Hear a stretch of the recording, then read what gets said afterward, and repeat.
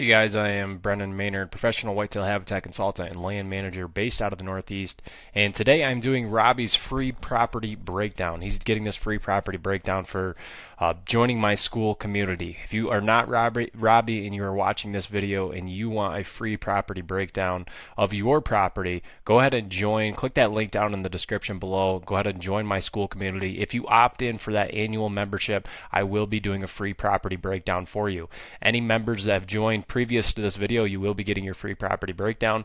Just give me some time here. This is the busiest time of year for us for our habitat consulting and land management. So I will be doing that for everybody that has already joined. But if you are watching this and you have not joined yet, go ahead and click on that link down in the description, pick that annual subscription option, and you will be getting a free property breakdown for joining. Now, this is not meant to be a full-on, virtual consultation, a full-on on-site consultation. This is just my initial reaction of looking at your property and talking to you personally on what you have going on, and giving you some insight. Maybe it's going to, spark some ideas in your head on what you can possibly do to your property to go ahead and make it better for whitetails and to get to your whitetail hunting goals. So there's many things that can be done. I've never went to a property and not found something that can be improved to obviously increase your efficiency and the amount of deer that you're seeing, and obviously whatever your goals are, helping you reach those goals. So this property in specific, what we're going to be looking at is the surrounding neighborhood. This is about 120 acres here, and it's a good amount of acreage, but it's still to the point where we need to be looking at the surrounding area. What does the neighborhood offer? What are we lacking? What's the overall neighborhood lacking? And how can we have our property be the pinnacle or the highlight of the neighborhood? How can we attract these deer to focus on our landscape more than the neighbors? What you're going to notice here on the map is there's a lot of swamp in the neighborhood, a lot of low-lying area, but there is some topography as well. And if you've watched any of these previous videos, you'll notice that I really like to utilize the LiDAR image. It really helps to show topography. Any sort of subtle changes across the landscape, I can see using that tool. A great tool that you should be using on your own property as well. It might highlight some things that you've never noticed before. Maybe you've never walked the property thoroughly enough to notice these subtle features that could be influencing your deer activity. So it's definitely a feature that I like to use, and I strongly recommend everybody else to use it as well. So if we can pull up this LiDAR image here, what we'll notice is there is some topography across the property, some knolls here and there. There's some ridges, and there's a large swampy area that runs through the center of the property here. So there's quite a bit going on. Definitely not flat by any means, but there is a lot of wet areas. Now I do like to see these subtle features because they will influence deer movement. They will influence where deer will bed, and it's just about connecting the right terrain features with the proper habitat and density and thickness. If we can combine these features together, it can be an extremely powerful tool, more so than just an overall flat property. I do like to see some sort of terrain features. Not saying you can't make a flat property better. I deal with a flat property. Our own family farm is fairly flat. It's kind of a rolling hill. There's not many features on it. My new micro parcel is fairly flat, not very many features on it. So it's something that I deal with very often, and you definitely can make it better. But let's say you're looking for a property to purchase, I would recommend looking for something that has some sort of natural features. It just hunts better. It feels larger. At the end of the day, you are getting more land. You're getting more surface area because acreage is measured flat. It's measured 2D, so it's measured from above. So a 40-acre flat parcel compared to a 40-acre parcel with a lot of terrain features on it, you're actually getting more surface area. You're getting more land, more coverage if you buy a property with topography. It's a great way to hide deer. It's a great way to hide your access. So I lean towards a property that has some sort of terrain features. I prefer something that's kind of subtle, smaller, more sharp terrain features rather than a giant hillside or ridges. Those can be a little bit difficult to obviously place in food sources, and so on and so forth. So a property like this sets up beautifully. I really, really like it already just looking at it quickly. Next thing I'm going to do is I'm going to take this LiDAR image back off, and as we explained before, this is in a fairly heavily wooded area and a lot of swamps around, and there's not, if any, barely any sort of supplemental food sources for these deer in the neighborhood, there's not very many options. So if we can somehow establish that on our specific property here, we're going to be a lot better off. Now, just knowing this area and knowing, utilizing the tools that I have to look at soil quality, it's going to be a little bit of an issue establishing food sources. It's going to take some effort clearing them, putting the proper amendments on those, getting them to where they're actually going to be producing some sort of crop. Anytime I'm clearing a food source, we need to get something growing on that open food source after we clear off those trees. We need to get something growing as soon as possible. Our goal is to grow as much biomass to help to build up that soil and create some sort of topsoil layer. It is a process. It could take several years, just depending on what you choose to plant, so on and so forth. My go-to is clover. If you're planting in the fall, clover and winter rye is a great mix to get established, especially in poorer soils. That winter rye will be established. It's not the most desirable crop in the world, but when you're looking at a largely wooded area like this, that will be an attractant. The deer absolutely will hit that when what they have around them is just woody browse. This is something that's different that the neighborhood is not offering. So it can be an extremely powerful tool. So number one, what I'm going to open up is these food plot areas. And I have placed some food plot areas across this property, across this landscape. And this is one thing that you really can't get the full picture by just looking at the map. I've chosen these areas because they are flatter areas where I feel like we have the best chance of opening up the canopy and establishing some sort of food source. So if I open up that LiDAR image again, what we're going to notice is that we are in some flatter areas. If you keep on looking at those food plots, and you'll notice that they are in some benches, areas where I feel like we're possibly going to get a food source established. One other thing to point out about this property is access. Because of this swamp here, access is extremely, extremely difficult because we cannot, as far as talking to the landowner, we cannot access the southern portion across this swamp. And if there is any way, that you can think of in the future, that would absolutely benefit us tremendously. Because right now what we're dealing with a lot of access through the center of the property, and I'll pull up some access routes.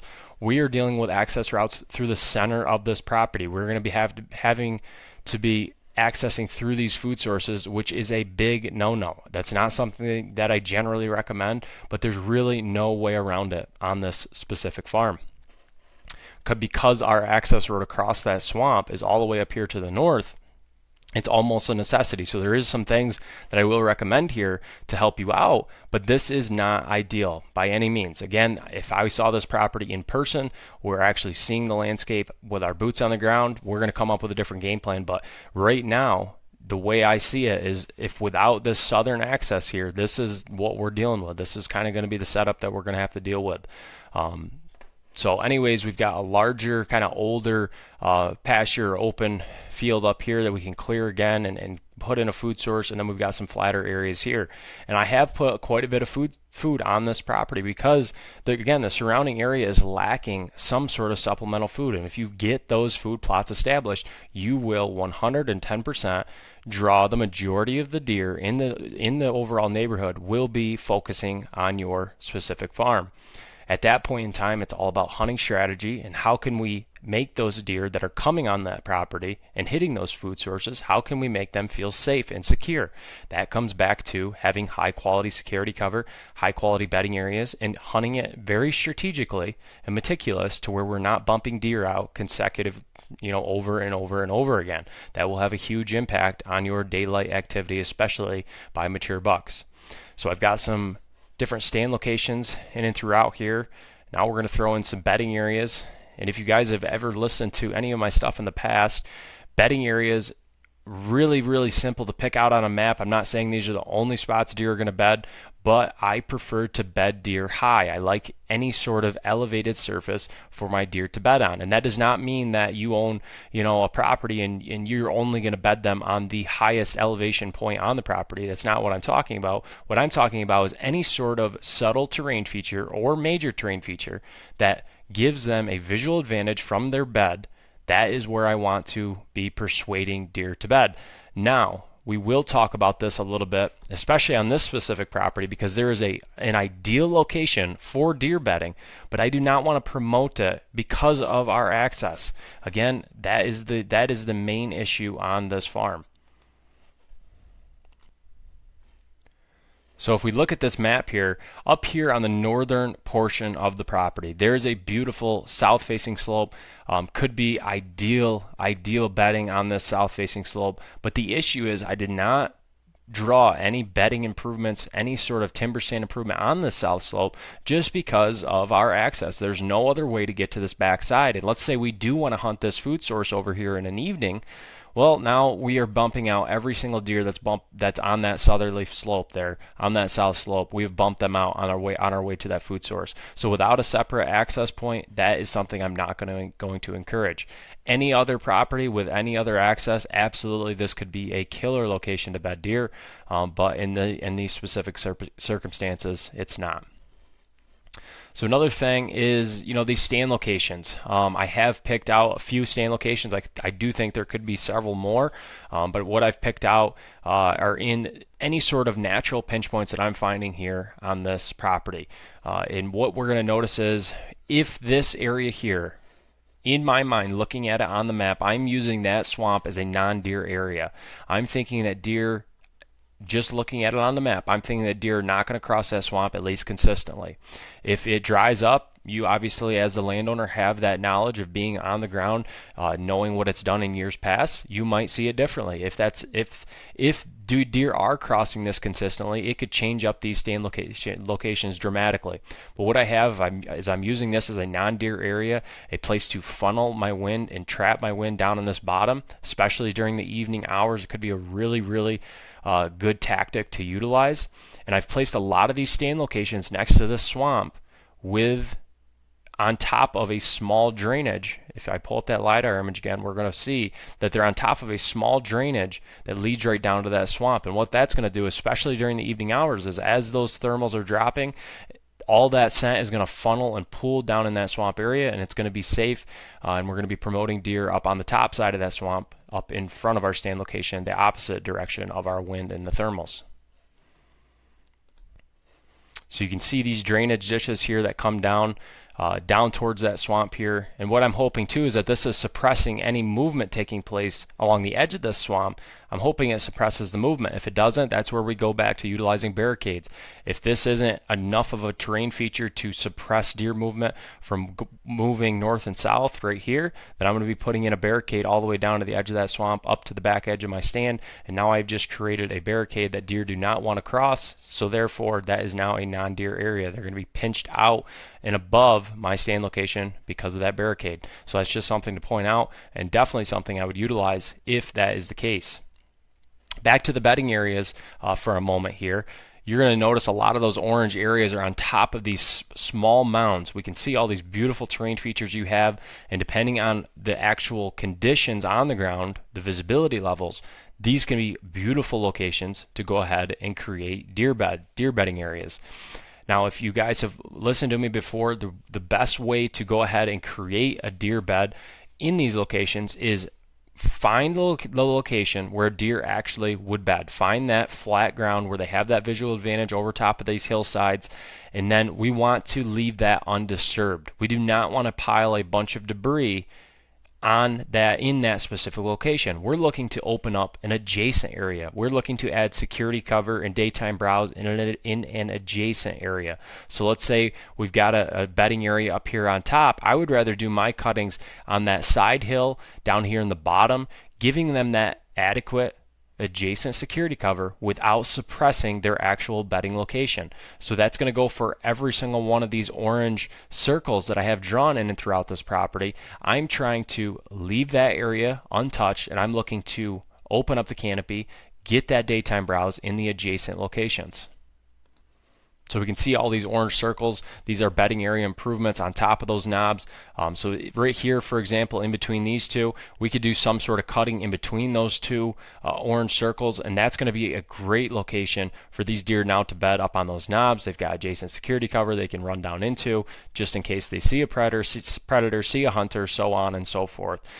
So not saying this is the only spot that a deer is going to bed across the landscape, but it's what I found most often, and that's why I'm trying to promote them in those specific locations. Another thing about access, because of what we're dealing with here with our access and having only that route here up to the north, we need to be extremely strategic about when we're hunting this backside of the property here. This is going to be left for kind of those ideal those ideal weather days. Anytime I'm seeing a pattern on my cameras, anytime I'm having a consistent movement by a target animal on my cameras, that's when I'm going to be hunting that backside. Other than that, I'm not going to be pushing in there until the best time of year or the best weather conditions, just because of what we have to deal with in order to get there. If you do hunt that location, let's say it's an evening hunt. Evening hunts, I would be taking this access trail closer to these food sources, through these food sources, in order to get there, because we're hoping that we're bedding deer up in this location. At that point in time, when I'm exiting, I would rather take this western trail towards the property boundary, because I'm hoping that deer are on these food sources during those evening hours as I'm getting out of the stand. So I would rather be taking this trail. So this is a very common thing that I use, is two different points of entry and exit. Because we have two options, we will be entering in a different location because we know that deer are going to be most likely bedded back in the woodlot and not in a food source during that time of day. And then I'm going to be entering in that area, and then as I'm exiting, I'm going to be going back through the woodlot, kind of outskirting their bedding areas, not close to those food sources, because most likely deer will be in those food sources. So it goes, that's vice versa. So in a morning set, let's say you did want to set a morning back here, I would be morning time entering along this border here to get back there, and I would be exiting during midday hours through these food sources. So again, not ideal by any means. We are having our path cross deer paths, and that is the one rule when I'm trying to design properties. I'm always trying to separate our movement from deer movement. But in a given location like this, when we have no other options, the best option is to access in those proper locations, even though we do have to cross deer paths, access in the proper location where the deer will most likely not be during that time of day. So you just have to think about it logically. Where do you expect deer to be, so on and so forth. Another thing to point out is these bedding areas that are adjacent to this access route, making sure that we're bumping those far enough off that trail, or making sure there's adequate security cover next to that trail to where we are not having deer see us from these bedding locations. If they can see us from those bedding locations, those bedding areas should not be placed there. Or we're just going to have to null and void this part of the property, and we're only going to be able to hunt that during the morning hours, let's say, because we can access around this backside. So these are all things to think about, and this is the point of this property breakdown, really, for anybody that's watching this. If you want this done, again, join the community, opt in for that annual subscription, and you will get a free property breakdown. This is meant to spark some ideas in your head, make you aware of different things and ideas and ways that I look at a property, and this is going to help you maybe come up with a different hunting strategy on your specific farm. Again, you might not have to do many improvements, or maybe you don't have time to do the improvements, but it might spark some ideas to change your hunting strategy at the end of the day. So again, there's a lot of more information that could be drawn out about this property. Very difficult to do without doing a full-on virtual consultation or on-site consultation, but this is kind of the basic here. We got to increase the overall food on this specific farm. We've got to increase that high-quality cover, and we have to make sure we're utilizing our access extremely intelligent. Because this is such a difficult one, we've got to make sure we're only entering during the right time of the day, in the right area, with the right weather conditions, or if we've got a buck on camera that we are targeting. And if he's been there, a couple days in a row, let's get out there and let's get after him. So I hope this helped, Robbie. Again, collaborate. Let me know what you're thinking. I do want this to obviously be a collaboration and be able to help you reach your goals here on your property. Again, if you aren't Robbie, thanks for watching this. I hope you join the community, and have me help you on your specific farm.